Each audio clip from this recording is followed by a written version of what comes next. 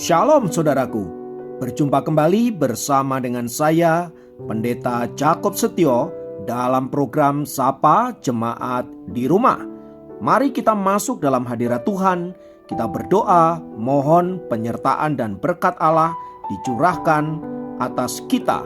Bapa, kami menyerahkan waktu renungan firman Tuhan kali ini ke dalam tangan kasih-Mu. Mohon hikmat-Mu, mohon pencerahan daripadamu. Biarlah kami mengerti akan kehendak-Mu, supaya sepanjang hari ini menjadi hari yang diberkati, di mana kami boleh hidup seturut dengan kehendak-Mu. Berfirmanlah Tuhan, kami siap diberkati. Di dalam nama Yesus kami berdoa dan bersyukur kepadamu. Haleluya, amin. Firman Tuhan kali ini saya ambil dari Mazmur 28 ayat yang pertama. Saya ulangi, Mazmur 28 ayat yang pertama berkata, dari Daud, "Kepadamu ya Tuhan gunung batuku, aku berseru, janganlah berdiam diri terhadap aku. Sebab jika engkau tetap membisu terhadap aku menjadi seperti orang yang turun ke dalam liang kubur." Hari ini kita akan berbicara tentang ketika Tuhan diam. Saudaraku, pernahkah Anda didiamkan oleh seseorang? Didiamkan sepertinya sederhana, tetapi tak lagi mengajak bicara dan tak lagi mau menjawab jika diajak bicara. Tak ada kejadian marah-marah atau mengamuk, tak ada fisik yang dilukai, tapi jangan tanya rasanya. Didiamkan adalah hal yang amat tak nyaman. Ada kalanya lebih baik dimarahi, dikritik, atau dihajar daripada didiamkan. Mengapa? Karena saat didiamkan kita tak beroleh kejelasan. Apalagi jika didiamkan secara tiba-tiba. Kita tak tahu kesalahan apa yang kita lakukan. Kita juga tidak tahu apa yang harus kita lakukan agar hubungan kita dengan orang itu pulih kembali. Intinya, didiamkan adalah komunikasi yang putus begitu saja. Tak heran bila aksi mendiamkan ini kerap kali terjadi begitu lama. Nah, di Mazmur pasal 28 ini saudara-saudara, Daud merasa bahwa Allah seolah sedang mendiamkannya. Daud pun merasa sedih atas hal itu. Sebagai gambaran, Mazmur ini diperkirakan ditulis saat Daud dalam dilema. Daud sedang melarikan diri dari Absalom, anaknya yang ingin membunuhnya. Pasukan yang setia pada Daud kini maju melawan Absalom. Ini adalah kondisi yang amat tidak menyenangkan dan sekaligus menyedihkan. Di satu sisi, Daud sangat menyayangi Absalom, tetapi jika Absalom dibiarkan, dapat membahayakan dirinya, pengikutnya, dan bahkan bangsa Israel. Kondisi itu yang membuat Daud merasa Tuhan seolah sedang mendiamkannya. Bahkan ketika Daud berseru kepada Tuhan, seolah-olah tidak ada jawaban sama sekali. Saudaraku yang dikasihi Tuhan, situasi yang dihadapi oleh Daud memang tidaklah mudah. Ini sebuah dilema, seperti makan buah simalakama. Dimakan ayah mati, tidak dimakan ibu mati. Namun meski Daud merasa bahwa Tuhan membiarkan dirinya, ia tetap mencari Dia dengan tidak putus asa. Ia terus berseru kepada Tuhan. Oleh sebab itu kita bisa melihat bahwa meski Daud di ayat yang pertama sampai ayat yang kelima dilanda kegalauan, tapi di ayat yang keenam situasinya kelihatannya mulai berubah. Di sana dikatakan, "Terpujilah Tuhan karena Ia telah mendengar seruan permohonanku." Sepertinya Daud telah mendapat jawaban daripada Tuhan, sehingga ia bersukacita. Pengharapan dan semangatnya tumbuh kembali. Bahkan di ayat-ayat selanjutnya ia menyebut bahwa Tuhan adalah kekuatanku dan perisaiku. Kepadanya hatiku percaya, kata Daud. Sepertinya Daud telah tahu apa yang harus diperbuat dalam situasi menghadapi anaknya sendiri Absalom. Sebagai seorang pemimpin, dia tidak boleh terus-menerus ada dalam keadaan kebimbangan dan tidak mengambil keputusan apapun. Sebab jika ia melakukan hal itu, dapat membahayakan negerinya dan bahkan bisa menghancurkan seluruh orang Israel. Tampaknya Daud telah merelakan untuk menumpas Absalom sekalipun dia mengasihi dan sangat mencintai anak itu. Tetapi demi kebaikan, Daud harus merelakan Absalom untuk dibinasakan.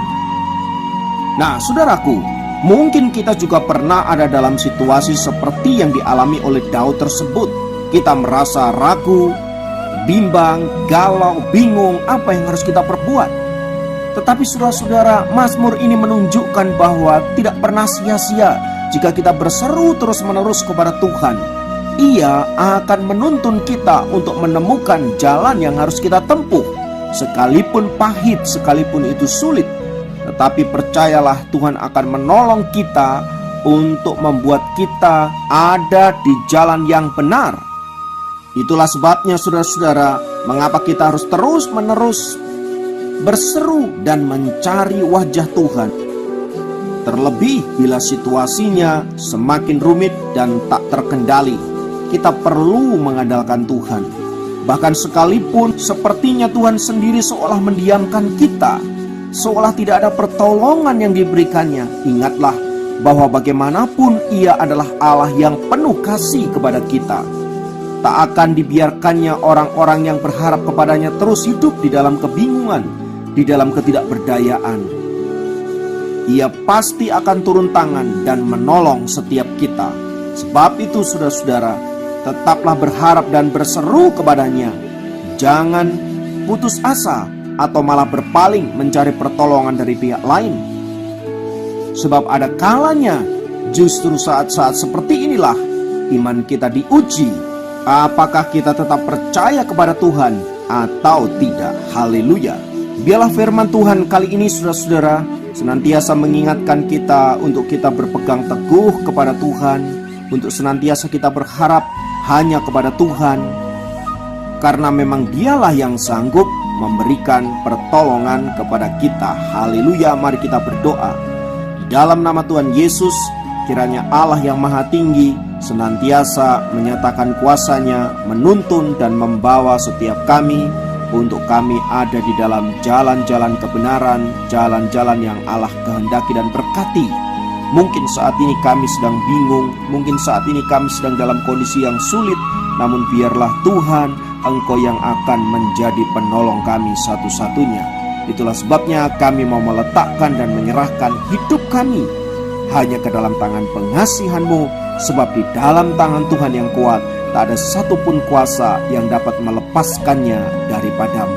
Terpujilah nama Tuhan kekal selamanya. Dalam nama Yesus kami berdoa. Haleluya. Amin. Demikian program Sapa Jemaat kali ini. Sampai jumpa dalam program Sapa Jemaat yang lain. Tuhan Yesus memberkati.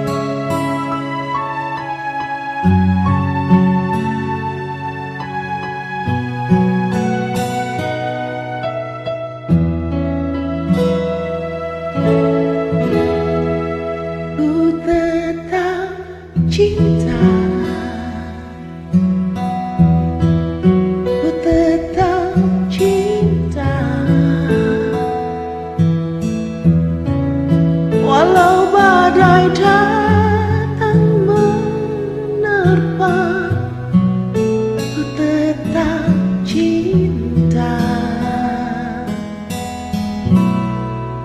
Ku tetap setia. Ku tetap setia. Walau topan datang menerpa, ku tetap setia. Terlalu banyak yang Tuhan telah beri, takkan mungkin ku balas dari apa yang ku miliki. Ku persembahkan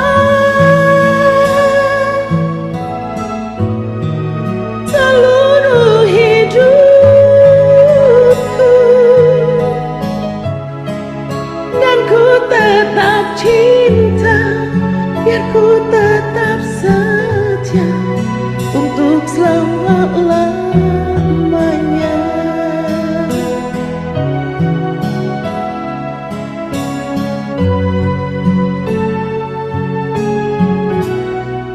Ku tetap cinta, ku tetap cinta, walau badai datang menerpa. Ku tetap cinta, ku tetap setia, ku tetap setia, walau topan datang menerpa. Ku tetap setia. Terlalu banyak yang Tuhan telah beri, takkan mungkin ku balas dari apa yang ku miliki. Ku persembahkan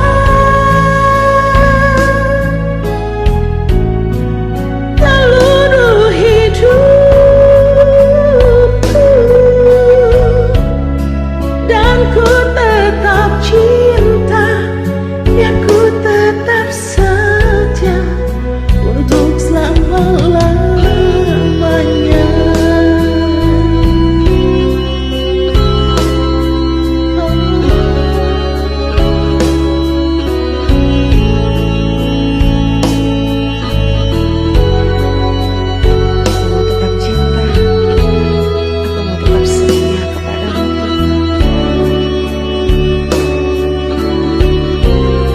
Terlalu banyak yang Tuhan telah beri, takkan mungkin ku balas dari apa yang ku miliki.